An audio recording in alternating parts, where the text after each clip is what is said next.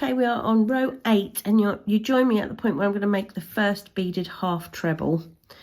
Okay, and we've done this enough so you will know that we just pull that bead over the top of the hook and complete the stitch. Pull it tight, 3 double crochet, 1, 2 and 3, and now I'm going to place the second beaded half treble. So pull the bead up to the work, through the stitch, comes over the top, finish the stitch and pull tight. Okay, so instead of 3 now I'm going to do 2 double crochet, and this is where things become really interesting, and this is where we start really making that tree. Okay, so I'm now going to thread these 2 beaded loops that we made in the last row. They're going to go through that first beaded loop that we made on row 5. So I'm just going to take my hook out and make that loop a little bit bigger, so I've got some sort of, I can safely pull these stitches about without everything unraveling. So I'm literally going to take the loop that I made first, the larger loop, and pull that over the top of the 2, when I say smaller loops, the ones with 7 beads on each. Now I need to make sure that they're sort of sitting in the right place. So the one that sits to the right comes this way, the one that sits to the left goes that way.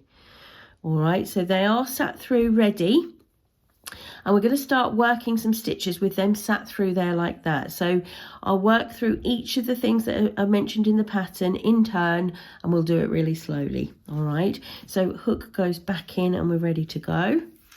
Those 2 loops are thread through that first loop. So the 2 loops we made on row 7 have gone through the loop on row 5. All right, and we are going to insert our hook now also into the beaded loop we made on row 5. That's the one with the 8 beads on, remember?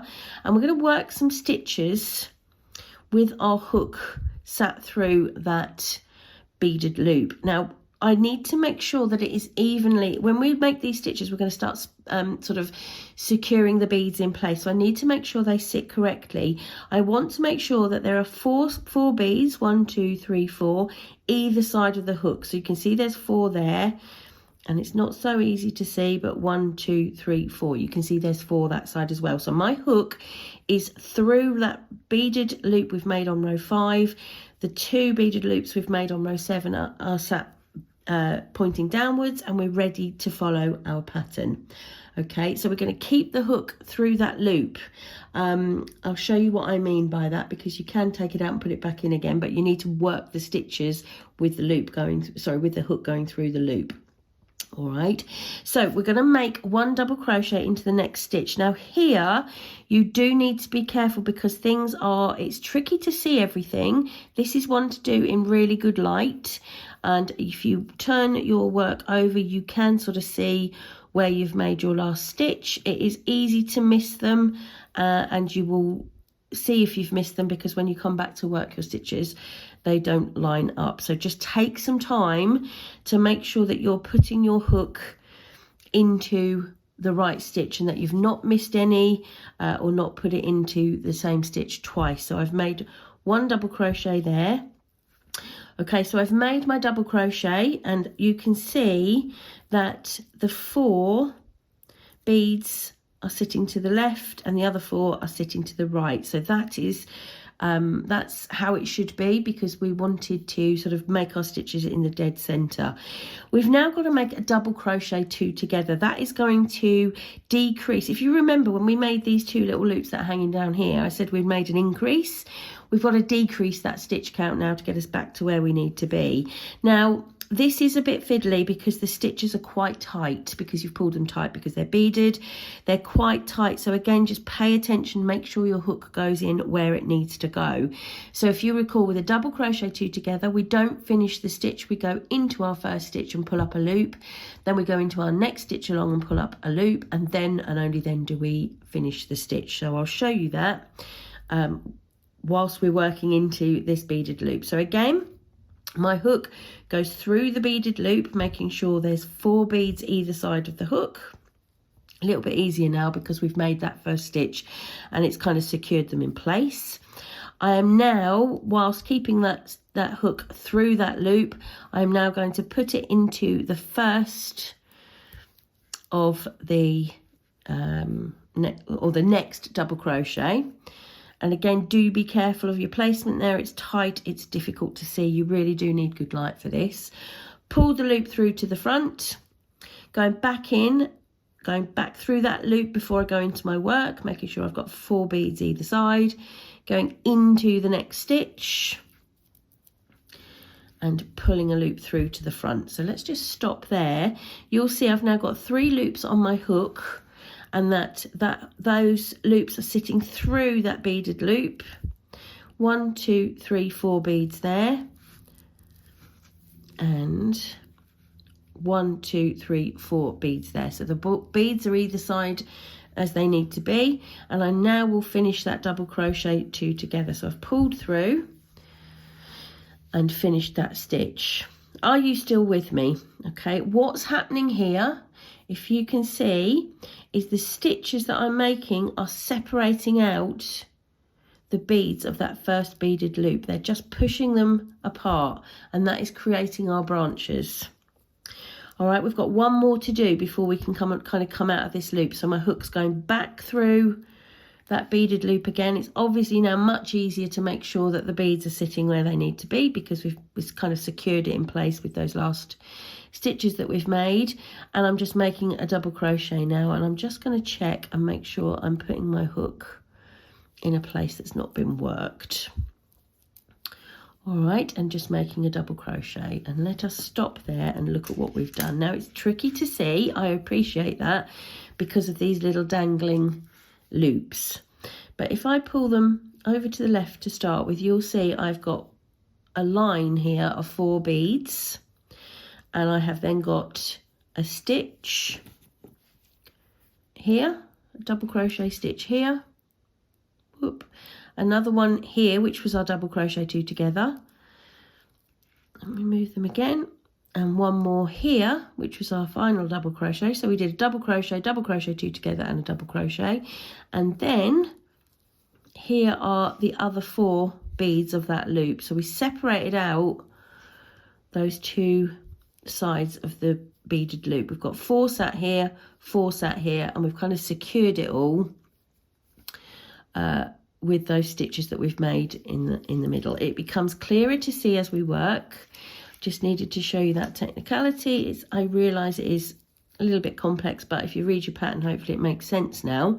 And I'm going to now just finish off the row in the normal way. So, right, so that was row 8, and it is a tricky row. I do appreciate that. So let's just summarise what we've done. We have pulled the loops from row 7 through the loop that we made on row 5, and then we have worked kind of in the center of that loop from row 5 and placed 3 stitches in there to separate out the beads, to keep to keep 4 beads either side of a center point, and it starts to make those straighter branches. That's what we've done there. That's what we're going to continue to do down the tree, and it's hard to see at the moment, so you just have to trust the process. Okay, but that is how you kind of work through a loop to sort of separate out the beads, so the beads sit each side of the tree. So shall we carry on? We're now going to work row 9, and on row 9 we're going to make some more loops. So let's do that. Okay, row 9, I'm now at the position where I'm going to make a couple more loops, and this time rather than 2 loops of 7 beads, we're going to make 2 loops of 9 beads, so those branches are getting a little bit longer. No difference than what we worked before. We're working on the wrong side, so this is going to be a double crochet we're making. 2, 4, 6, 8 and 9. If I counted that right, 2, 4, 6, 8, 9. Okay, so I just go and put my hook into the stitch, and I usually let go of it there because it's a bit tricky when there's so many beads. Just pull them down hook goes at the end of them. And just make sure I've caught that correctly. Yep, and finish the stitch.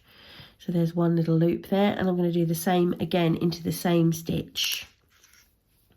2, 4, 6, 8, 9, just making sure I've got the right amount. So if you've threaded them correctly, that shouldn't be an issue. So my stitch, I'm going to go into the same stitch again, catching the yarn at the, well, I feel like I've missed that. I did miss it.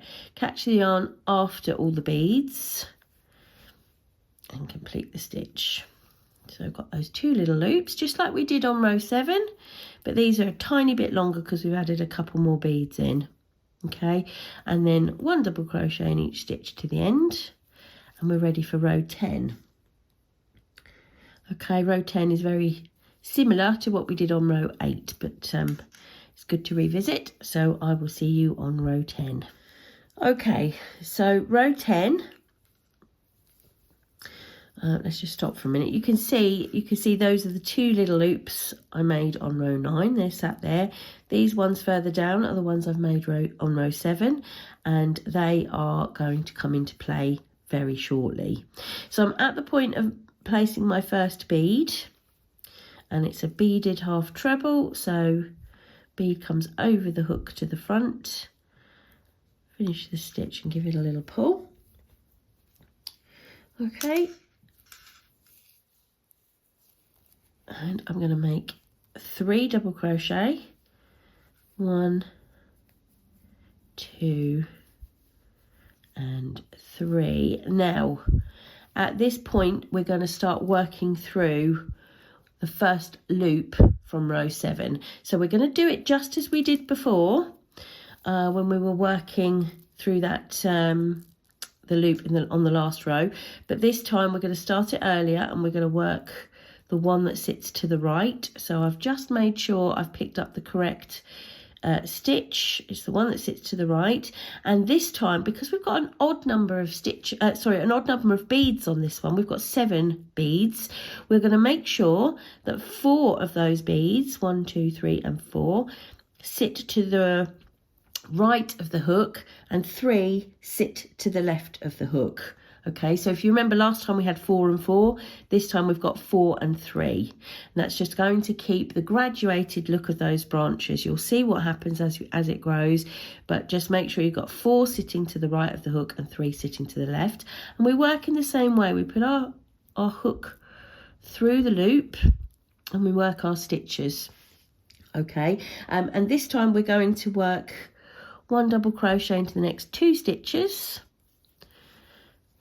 1 and 2, so the hook goes through that loop for those 2 stitches, and let me finish that. And you can see, whoops, a bit of yarn there. You can see if I take that out really clearly, I've got 4 beads sitting on the right and 3 sitting on the left, and that loop has been split by me working 2 double crochet. Okay, so that's all I need to do within that loop. So I'm now working outside of loops again now. My hook is just working normally into the stitches. I'm not having to go through any other loops or anything like that. And what I'm going to be doing now is double crochet 2 together over the next 2 stitches. All right, so just making sure I'm starting in a stitch that hasn't been worked. And forgive me for having to check this, because can you tell I've made this mistake several times? The stitch is so tiny and so tight, it's quite difficult to see. So I have missed it before. So not through any loop here, just straight into the stitches from the row before. Hook goes through the stitch, pull up a loop, hook goes through the next stitch and pull up a loop, and finish off the stitch like that. And that's my double crochet 2 together, and that is just worked outside of a loop. I am now ready to work into the next loop. Now look, there's an awful lot going on there, isn't there? You look, it's a big jumble, but it's easy to see which is your next loop because it's the furthest one towards the bottom that hasn't been worked into. So if I just use my thumbs to spread them out a little bit, I can clearly see it's this fella here. Can you see it's the furthest one or the one that's closest to the bottom of the work. These two are further up, so this is the one I want to be working into. So I'll just pull those to the side. This comes up here, and again I need to split the beads in a slightly different way. I've got 3 that are going to sit to the right of the hook and 4 that are going to sit to the left. So it's reversing what we did with the first one on this row. So put my hook in and let me have a look. Can you see there's 4 sitting to the left there, which means the other 3 are on the right. So we are good to go. And I am going to work 2 double crochet with my hook through this loop. 1, and again the hook goes through the loop, and 2. All right, I'm going to just do a few more stitches on this row and then show you what we've achieved. All right, so very much a trust the process piece, this, because all of a sudden you can start to see what you're actually doing, and it becomes clearer the more you work. So now I'm going to be doing 1, 2, 3 double crochet and placing my next bead with the beaded half treble.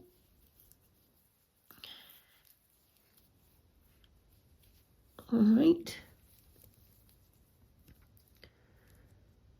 and now I'm going to work to the end, just double crochet to the end. 1.